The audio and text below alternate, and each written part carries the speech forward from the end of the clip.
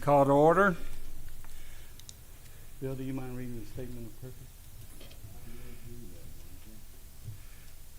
May our decisions today be made with wisdom, careful deliberation, and in the best interest of the city of Diamondville. May we display patience and kindness in our dealings with each other and all who are in attendance, and may any decisions made today promote the health, safety, and welfare of the citizens of Diamondville and the enhancement of the city as a whole. Ray, you mind leading us in the pledge? Pledge allegiance to the flag of the United States of America and to the republic for which stands one nation, under God, indivisible, with liberty and justice for all. Commissioner Parrish, Present. Commissioner Sutherland, present. Commissioner Lawson, Commissioner Bennett, Present. Commissioner Raymond, present.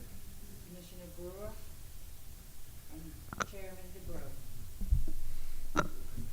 All right, and while there's only 4 of you here tonight, we do still have a quorum, so the meeting can take place.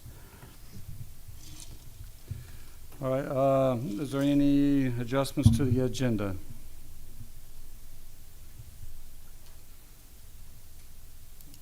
Okay. Any changes in the meeting minutes, last meeting minutes? So real quick, just a motion to approve the agenda. Okay. Motion and a second. All right, make a motion to approve the agenda. Second. Second. All right. Parrish and Sutherland. Okay, you made the motion? I didn't mean to make the motion, but yeah. Okay. I made the motion. Parrish made But a it made motion, first and second. Commissioner Sutherland second. Okay, very Right. good. We'll get through this. You want roll call? You need it. Nope, you can Nope. call it voice vote. All in favor? All in favor? Aye. All against? All right. Now we're going to move on to the approval of the minutes. Is there any changes to the minutes? I move we accept as submitted.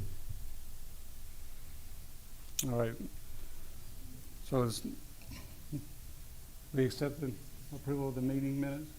As proposed, as submitted. Second by Raymond. All right, all in favor? Aye. All right. All against? All right. And there's no items for architectural review this month, so we're at new business. And All right. before we start in new business, okay, I'm throwing you a curve here, bear with me. I would like to welcome our newest commissioner, Miss Diana Sutherland. She's just recently appointed by the city council, and tonight she's serving in her first meeting. She was sworn in earlier today, and she's ready to get to business. So without further ado, Mr. Chairman, I'll send it back to you. All right, great. New business. Jillian Ladner has filed an application requesting a variance from the zoning ordinance, Article 3.4.7, to allow a residence within 15 feet 6 inches of the front yard setback on the lot with 2 front setbacks. The property address is 10860 Alamona Street. The tax parcel number is 067H-225-087-001. The property is in a R6 zoning district. It is a corner lot which requires 2 front setbacks of 20 feet. The variance request is 4 feet 6 inches. The case file number is 2025-00134. Okay, let me set the stage here. First of all, I want to make a statement about all of these items. They were all published as required in the letter, the paper of record, the Seacoast Echo. They were all, for those items that need to be mailed to adjacent property owners, they were mailed to them within 400 feet of the variance requested, property of the variance requested. They were all posted on the property, posted on the city bulletin boards, both front and back, and also posted on the website. So we've met all the publishing requirements thereof. Now, getting to the specific case on Ala Moana, this is a house, we've set the parameters, 2 front yards, 20-foot setback on each corner. That kind of restricts a small lot with 75-foot wide as to you chewing up 40 feet that you can't use there, or 30 feet, I guess it is, 20 in the front, 10 in the back. So, no, 20 in the back. Yeah, I'm sorry. So you're using up space there. It makes it kind of hard to fit on there. So what they're asking for here is, in order to fit the property, the house that they want to build on that lot, they're asking for a variance of 4.5 feet. Okay. And we have the property owner, Ms. Jillian Ladner, here to speak to us tonight. All right. Please state your name and your address. Yes, yes. So like he said, there's, 2 frontages, it's a corner lot. So, basically the house plans that we have, we need 4.5 feet to fit the house on there. But, you know, it's, at that 4-way, it's on 2 streets, so basically you lose that whole side. So it'd be 5 feet towards the street, or 4.5 feet towards the street, so. Okay, Jillian, if you can state your full name I'm and sorry. your address. Where- Jillian Ladner, and it's, you want my physical address? or- Current address. Okay, 10840 Ala Moana Street. Okay. Okay. The lot is vacant. 10860, Oh, okay. yeah. Yeah. Commissioners, any questions? Is this a single lot? Yes, sir.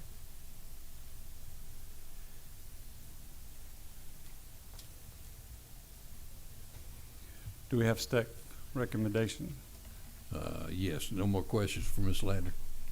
No, I guess not. Okay, very good. Thank you. You're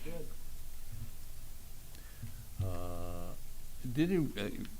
I don't think we had anyone that wanted to speak to this. I'll open it up again, see if anybody wants to speak to it. Okay, very good. So, staff recommendation. As you all know, or should know,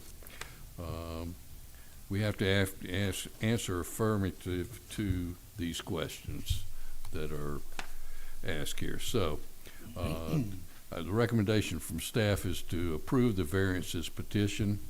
The questions that need to be answered is the special conditions and circumstances do exist which are peculiar to the land structure. We've already discussed that. Corner lot, 75-foot wide, 2 front yard setbacks required on it. Little interpretation would deprive the applicant of rights commonly enjoyed by other properties in the same district. Most of the lots in the district are not quarter lots and only require 1 front yard setback. And those that do require two front yard setbacks are normally a little bigger than 75-foot wide. The special conditions do not result from the actions of the applicant that were created by the lot design. Granting the variance will not confer on the applicant any special privilege denied to other lands. The variance will represent the minimum variance that will afford relief and will represent the least modification of the regulation in issue. And I will say, this 4.5-foot variance, that does not put them into the 10-foot drainage and utility easement on that side there. So that's another important deal. They will not be in that space, the drainage utility easement there. Is this variance for both front yards? No, Or only one front yard? only one for the side facing Kaloa Street. Okay. Yes. That was an excellent question.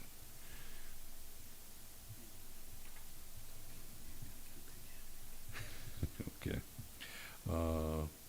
So anyway, the rest of them were answered in the affirmative, the questions there, so we feel very confident in recommending approval of this. Okay. Does the commissioners have any more questions? All right. I move we accept the, recommendation of the staff. Is that appropriate? Yes, That is. perfect, on cue. All right, Mr. Parrish and Mr. Raymond. and all in favor? Aye. Aye. All against?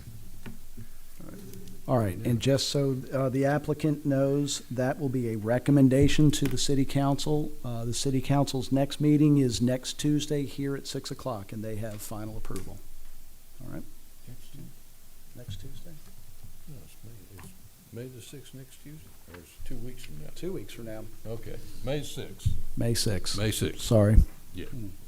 That's what happens when you get Well, Pat, I'm just trying to help. on. Okay, All right. thank you.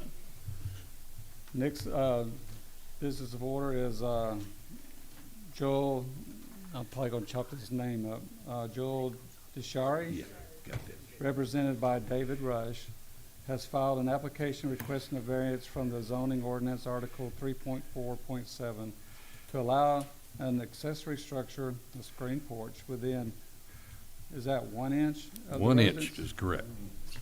The property address is 6417 Comey Drive. The tax parcel number is 068R-2-41-097-000.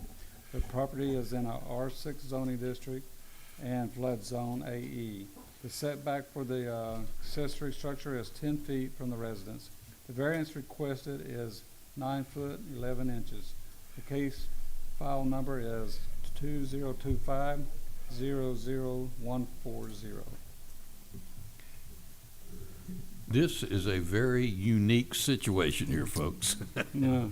And if there was ever a poster child for variance being granted, this is the one here. This house is in a flood zone. And the flood zone, FEMA requires in a flood zone, if you add an attachment to the house, you must bring that attachment up to whatever the finished floor elevation is supposed to be in that flood zone. All right? In this case, it would be approximately 3 foot higher than the existing slab. So you have a screened-in porch that I guess you would have to walk 3 steps into, 3 steps up to get into a screened-in porch. Now, most of us that have screened-in porches, we're used to opening the door and walking straight out on it. So, very unusual situation. Now, what FEMA does allow is if you don't make it an addition, if you make it an accessory structure, that you can have it as close as, what's the terminology they use, Bo? The airspace? Airspace between the two, okay? The only problem is, in our ordinance, the accessory structure must be 10 foot from the residence. So we've put these people in a catch-22, haven't we, Pat? Well, I think what we have done is, yes, when you say we, I guess it's a collective we. all It right? is, it is. Well, I think we worked to a solution that will resolve this, and that's by asking for the variance here. Instead of having a 10-foot variance between that and the accessory structure, let's just treat the thing like an attachment, but it is not attached. We have 1 inch or less airspace between the two, and granted, but I got ahead of myself. Anyway, that's where we are on this.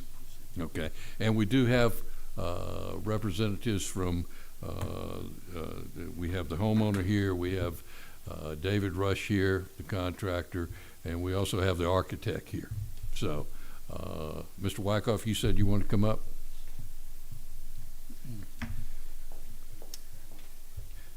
Please say your name and your address. Absolutely. Edward Wyckoff, architect, 144 Main Street, Bay St. Louis.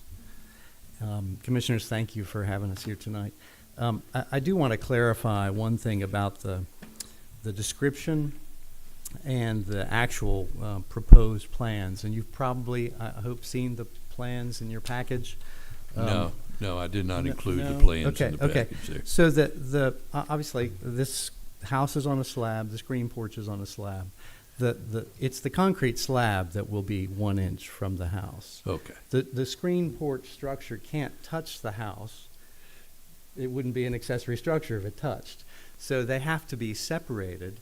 And in this case, the screen porch will be 2 feet away from the house. It'll be a couple feet away from the house, but the slab, we're pouring right up to the house within 1 inch. So effectively what we're doing is we're having the roof of the house and the roof of the screen porch basically kind of overhang each other so that you'll be able to get from one to the other at the same level, walk out, and not get wet, but still have a detached and separate accessory structure. So I hope that clarifies a little bit more for you what the proposed plan is.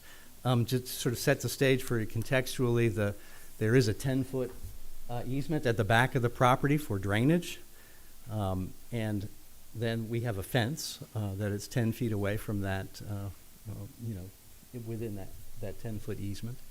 And so that flood drainage way limits the backyard per se. So trying to put something further away from the house is very difficult in this case. Also, the FEMA requirements place an extra burden on my clients. So if you have any other questions, please feel free to ask. So basically, the variance is simply the slab, not the building. The variance is for the slab. Now, the structure is within that 10-foot requirement. So the structure itself still falls, less than 10 feet from the property, but the portion of the construction that is closest to the house, and therefore the request for the variance, is the slab that it sits on, which is 1 inch from the house. Pat, I have a question. Would this cause any issues later down the road if they want to build another accessory building or put anything else on the lot? I think with granting it with the rationale that we're using here, I don't think that would be considered. I think you would have a good case for making a second accessory structure if you so desired, if you had the room and could do that. Are you permitted to have 2 accessory structures? No, you're not. Yeah, I didn't think so. Yeah, not without a variance. Honestly, if you look at the site plan, there isn't a whole lot of room to put another structure on this Okay. property anyway, given that specifically that easement on the back property for drainage. So, Right, thanks. yeah. Thank you. Commissioners, y'all have any questions?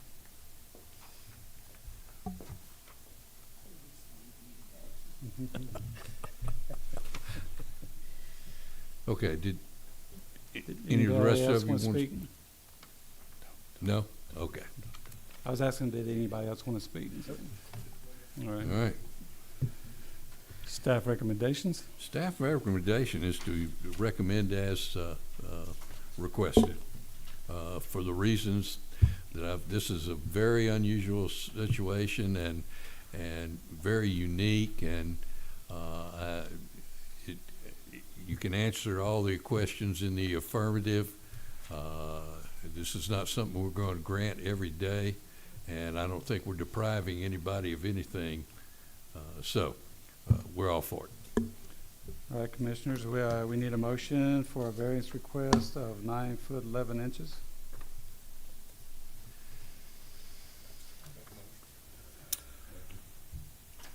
All in favor? Aye. That was Commissioner Raymond and second by Commissioner Parrish. All right, and that was unanimous. Unanimous. Motion passes. Same thing, 2 weeks, y'all.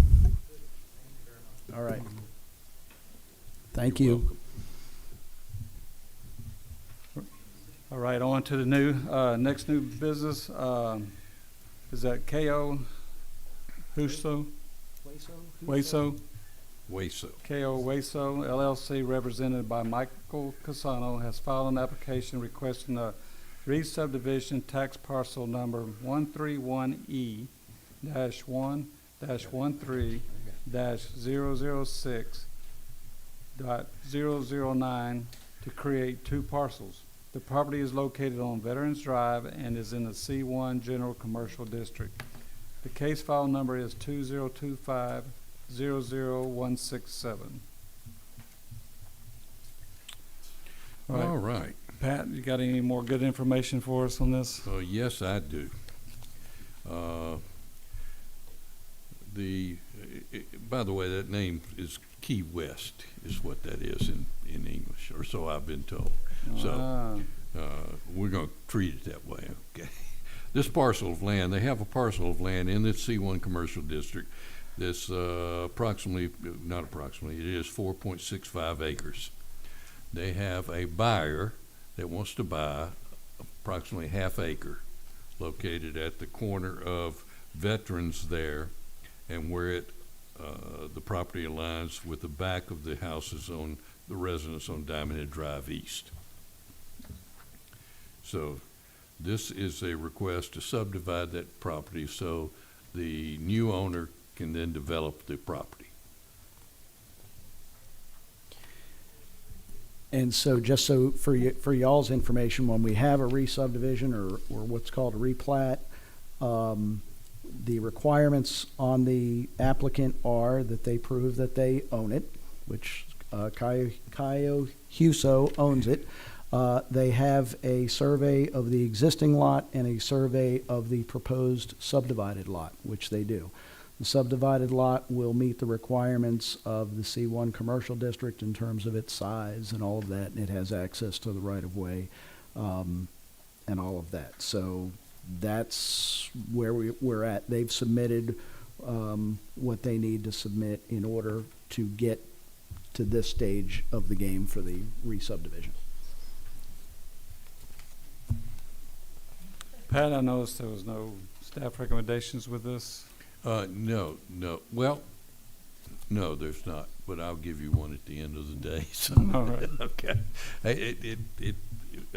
But we do have Ms. Catone that wanted to speak to this issue. So, go ahead, Ms. Catone. Good evening. Can you hear me? Yes, just need your name and address, please. Denise Catone. I'm at 5440 Diamond Head Drive East. And if you have the map, Mhm. I'm the one on the corner of Kalani and Diamond Head Drive East. This house here.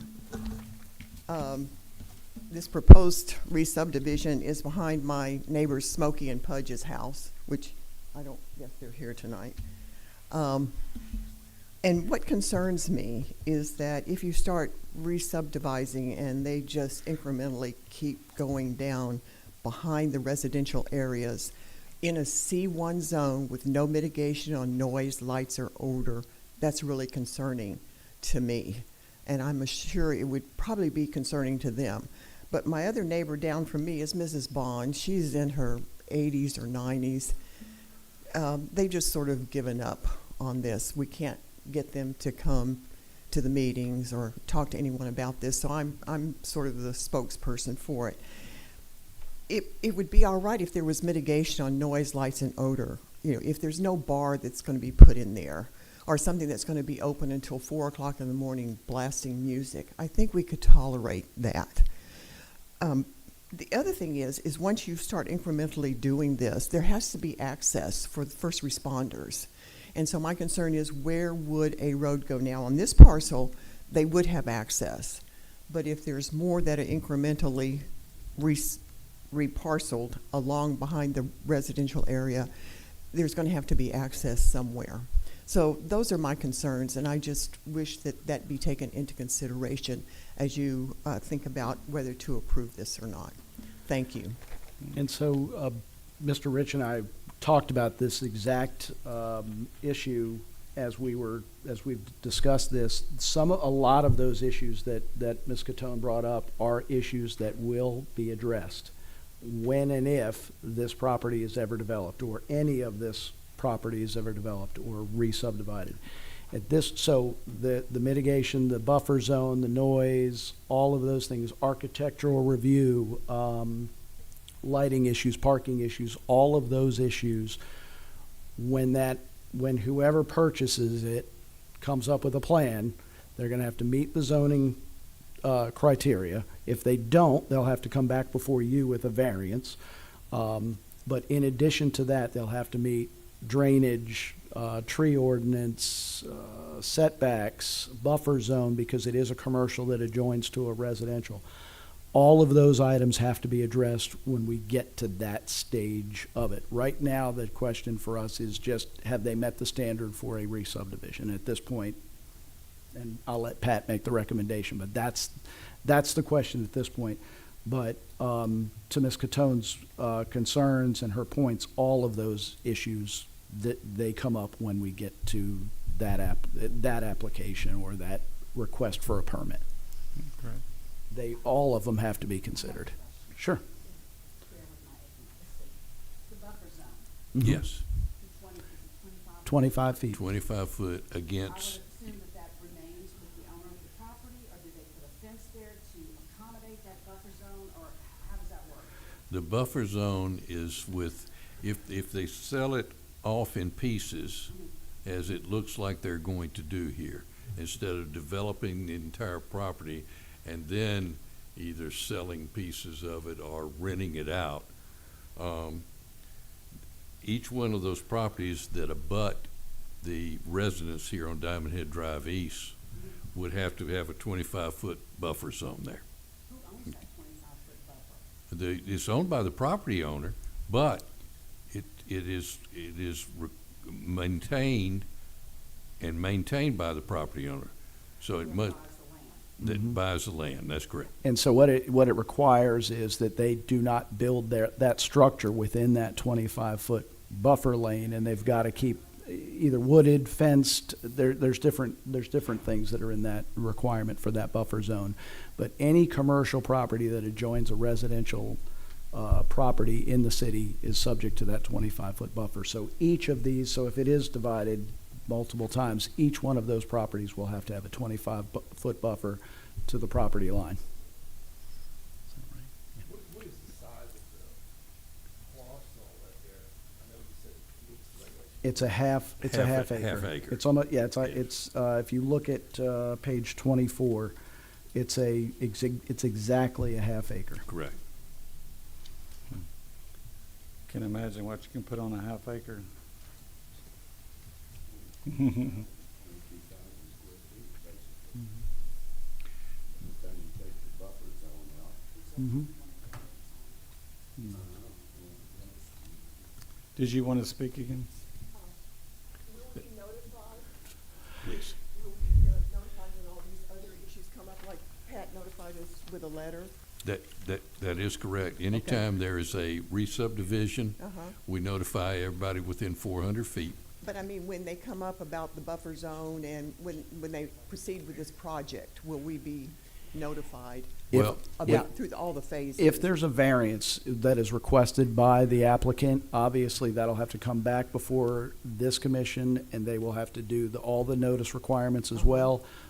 It's also, because I think all of our commercial development now is subject to architectural review, so it will automatically come before this commission when they get to that point, even if they're not asking for a variance. So some things they can build by right, they wouldn't need to, as long as they follow all of our rules. The buffer, the tree ordinance, the drainage, the lighting, all of those things, they would not need a variance, but they would still have to come on architectural review. So I need to look for the agendas rather than expecting to be notified? For architectural review, that's correct. But, Yeah. you know, we tend to try to get them out, and we I get them know. out at least a week in advance. Well, at least the Friday before the Tuesday meeting, we get it out Yep. to the public. Okay, it's published on the website. But the Friday before. But again, But- if there's any variance or anything like that, you'll get notice well in advance of that. All right, I appreciate it, thank you. All right, thank you.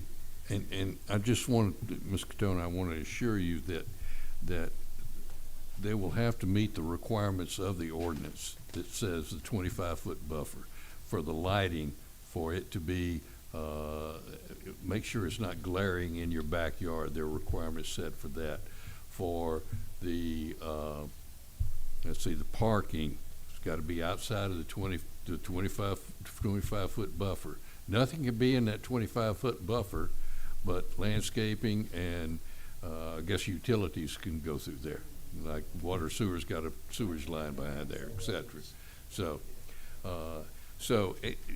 to answer another question you had, I'm sorry, but I want to, you and I had a long conversation today, and I want to give you some further assurances.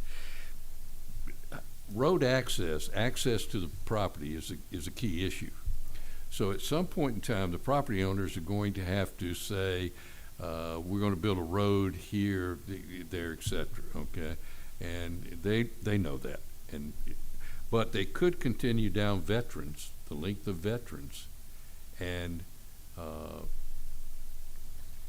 go ahead and subdivide those, okay? Because they would have road access, I'm sorry. Yes, that's correct. So, those are the kind of things that you're looking at, so. All right, I look forward, thank you. All right, thank you. But the resolution committee. Mhm. Oh, yes. Good luck. Okay, I gotta get out of here, okay. All right. My recommendation is to approve it as applied. Okay, they met all the requirements. Now, the building permit will be determined that they meet all the other requirements. And that's in the capable hands of our building official and your zoning official, so. And I have full faith and confidence in the both of us. What? Easy. All right, commissioners, can we have a motion to approve the subdivision of the tax parcel? All in favor? Aye. All opposed? Motion passes. And again, for all those in the audience, Captain This- Luther. this will go to the city council on the 6th. Okay, very good. All right. All right.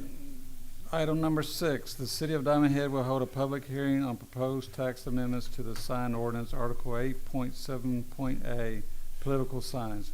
Proposed text amendment is to allow temporary signs such as election signs so that they may be placed on city right-of-ways in front of private property, at least 2 feet from the street. The case file number is 2025-00135. Okay, so, Chairman Bennett, if you would open the public hearing and say what time it is. We're going to open the public hearing. It's 6:34. And Would we had anybody- a full house. Yes. Anybody want to speak? All right. We're going to close the hearing at 6:35. Okay, we've met the requirements for a public hearing. Having heard no public comments, the staff we will take comments from the commissioners if they have any comments that they would like to see changed about this or concerns that they have. So, any comments that you would have? So this is just like it simply says, allow signs on city property. Yes, that was what the request was. Right from- away. Yeah, that's what the request from the city council was, within 2 feet of the street. Okay. I didn't realize it was, And that, a lot of, yeah, in front of private homes. So what you have is there's been a lot of confusion over the years of where the city property begins and ends and where private property begins and ends. So the right of way, the roads throughout Diamond Head extend into folks' yards, and it's a certain number of feet from the middle line of the road. So in the past, at different times, the city's tried to be pretty aggressive in removal of any signs from that area because technically it is city property.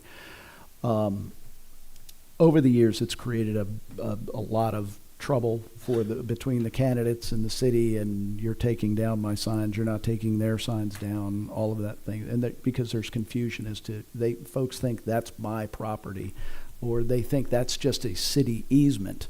The city right of way is actually city property, so technically the city is within its right to take those signs up. Your easement begins where the drainage ditch is, or where your landscape culvert is there, and extends kind of typically to where the utility poles are, and that's the easement.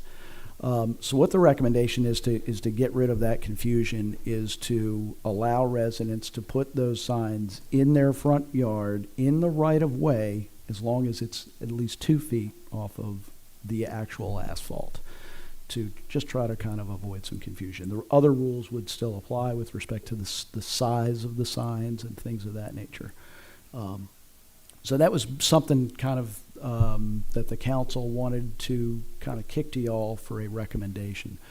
So what we're going to do is Pat and I will, and Bo and John will take a look and make a recommended revision that we will present to you at the next meeting, I believe, Pat, or the meeting Correct. after.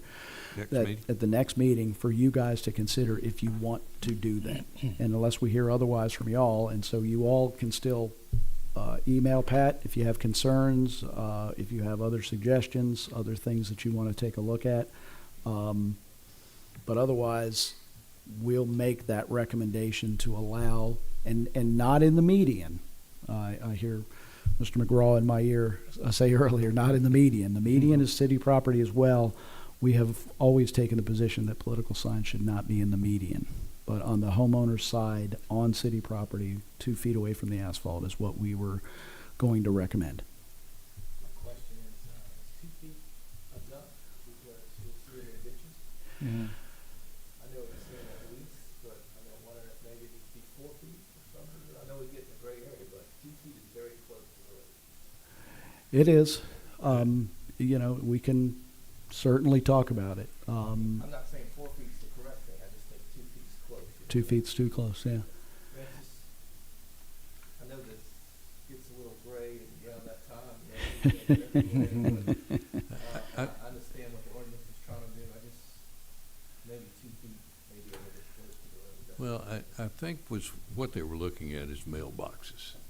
And mailboxes, and part of the 2 feet was highway safety, road safety, line of sight issues, backing out of your driveways, et cetera, et cetera.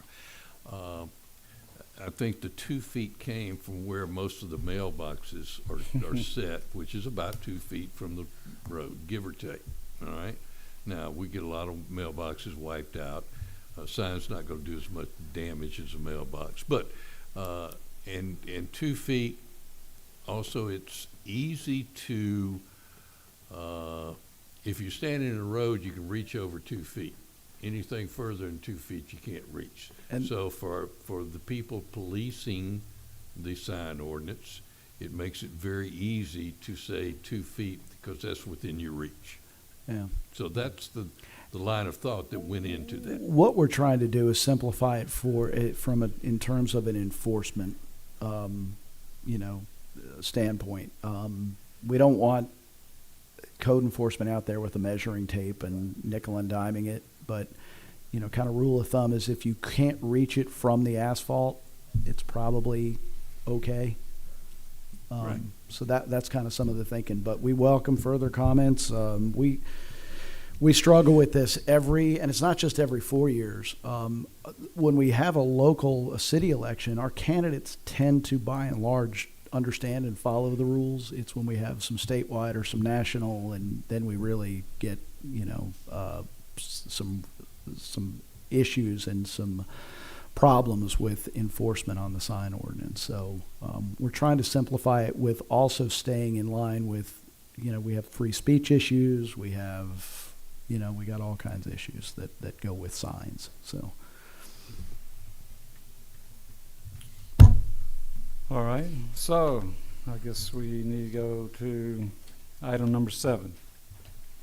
The City of Diamond Head will hold a public hearing on a proposed text amendment to the Article 3 peddlers and solicitors.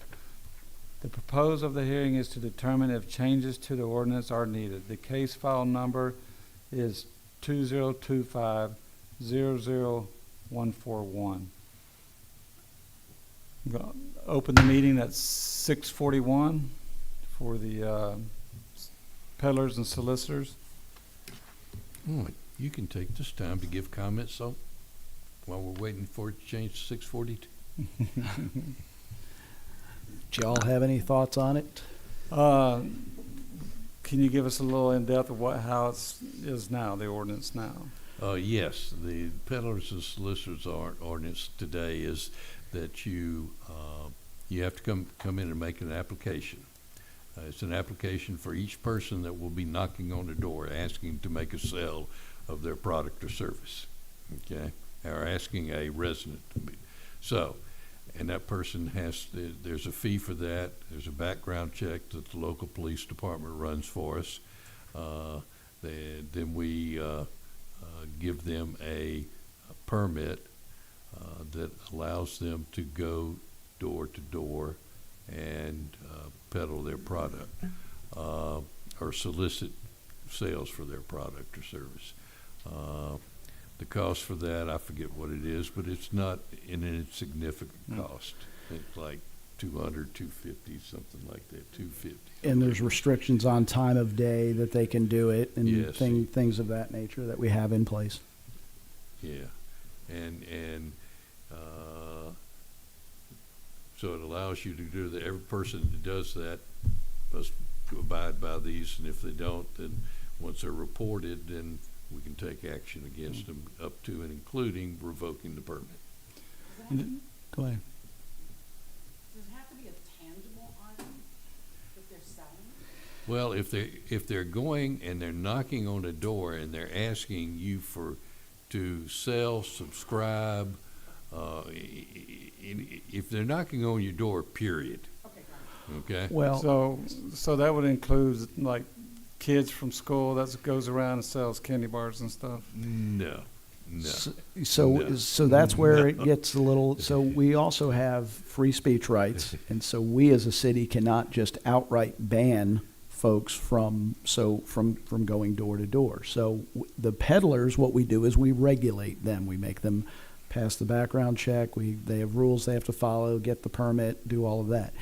If someone is not, if they're just going door to door either to campaign or to preach or to, that type of thing, they're not, we don't regulate those. They have a constitutional right to do that. So Really? we as a city cannot ban them. Now, in the past, and this is where the conversation went when the city council recommended that we have this public hearing. In the past, I believe the POA had some rules that just outright banned solicitation. And so the hope was, well, that if the POA the covenants have expired or if they're not enforcing it, the city can do it. Well, the POA, that's a private contract between homeowners and the POA. They can do it. They can ban certain things that we as a city, we cannot ban. So that's why we can regulate, but we can't ban. So we can't take up that torch now that the POA is, maybe their covenants have expired or they're just not enforcing, and say, okay, well, we'll step in that role. We have certain things that we just can't do because it's not a private contract. We're a political entity. So that's kind of the difference. Now, so where it gets a little gray too is that not all of the covenants have expired, and there are certain subdivisions whose covenants still say you can't do it. So as you guys know, some of the veterans on the committee know, there are things that are allowed by the city and not by the POA, and there's some things that are allowed by the POA maybe and not by the city. One doesn't trump the other. You have two masters in Diamond Head, so there is a possible scenario where the city grants a permit to a peddler, but there is a specific subdivision that says no peddling. So the thought, and we try to stay out of the POA covenants, and we can't enforce them, but we can certainly maybe think of it. It doesn't need an ordinance change, but we could put something maybe in our application that just notes that, hey, you need to check with the POA. If their covenants ban this, you shouldn't be doing it there. But it's not something that we as a city can enforce. And so in the past, we've kind of tried to stay out of that business totally. So that's kind of where this kind of came, is some folks have said, well, this was never allowed. Well, maybe when the POA was doing their thing and all the covenants were in place, maybe that is true. But we as a city can't just outright ban it. We can regulate, we can't ban. It's too bad. I don't like when people campaign at my house. You're saying that on election day? Yes, and on election day. Anyway, What about enforcement in the city? How does that work? When you have someone that is an unlicensed peddler, Mm-hmm. who do you call? Police. Call the police. Police, Mm-hmm. and if they, And do you ask them, or are they made aware There's- they need their peddler's license? If they will say that they're not, but as you guys know, ignorance of the law is no defense. So they're supposed to provide you with, what do they provide you with? Their permit or their license that they are I would granted. think they'd give So a if they, permit. if they cannot provide that permit, then they're doing it illegally and you should call the police. So, right, so then the police handle it however the police handle it. Fire's going. I don't think public they- hanging. That hasn't come back, so.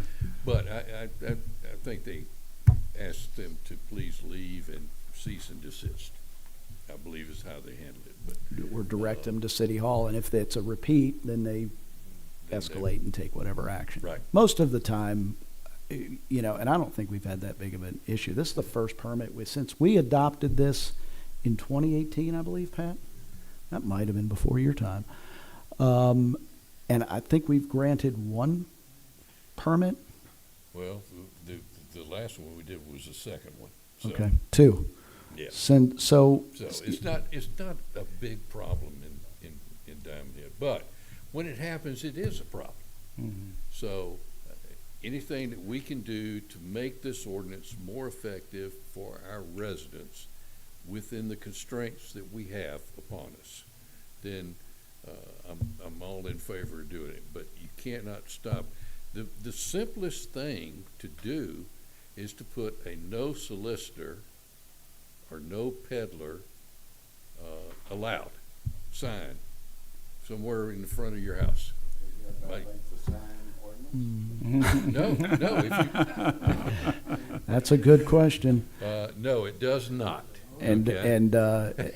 as I tell city manager all the time, when I get them in Gulfport, I just don't answer the door. So that's what I do. But So that is one of the things that will, that they are required, if there is a no solicitor sign, they're required to honor it and not knock on it. And if they do, then they have broken the contract or the agreement on their peddler's license. And so if you get a couple of them, then we revoke them. What's the fee? The Permit? $250, I believe it is, per person, Mhm. per person. and there is a limit on it. You get 60 days. It's not Si- indefinite. Yes, 60 days. And if you want to come back and after 60 days and reapply, then you get reviewed again, and then there's another charge for that. But if you wait till 61 days, we start all over again. All right, any further questions or comments? We will close this public hearing at 6:50. All right, unfinished business. Okay. We tabled this variance request from Mr. David Dreer. We're happy to report that we have been able to come to an agreement. We've issued a building permit. He's going to make these buildings addition to his house to utilize all the property that he owns there.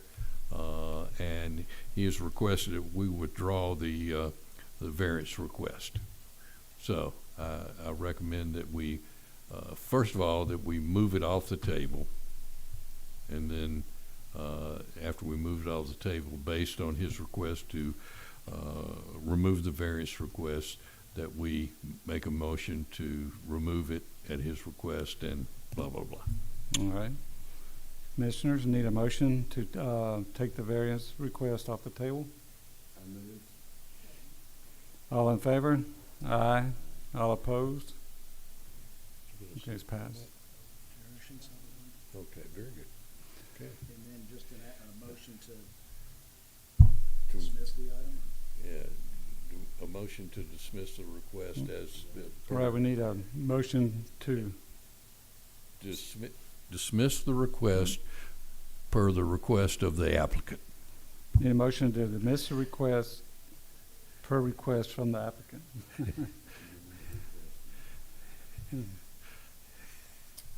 I move that we remove it based on the petitioner's request.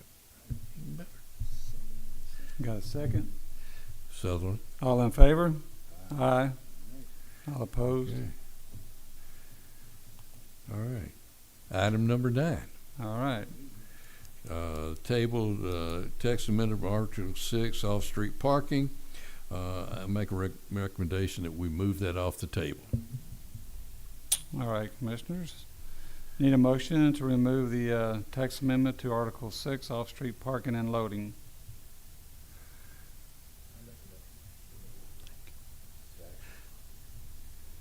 All in favor? Aye. All opposed? All right, motion passed. All right. Now, I would also like to make a recommendation to the commissioners that we remove this based on the advice of council. Commissioners need a motion to remove this article from the table on the advice of the council. Remove, Just remove it from the agenda. Just Yes. remove it from the agenda.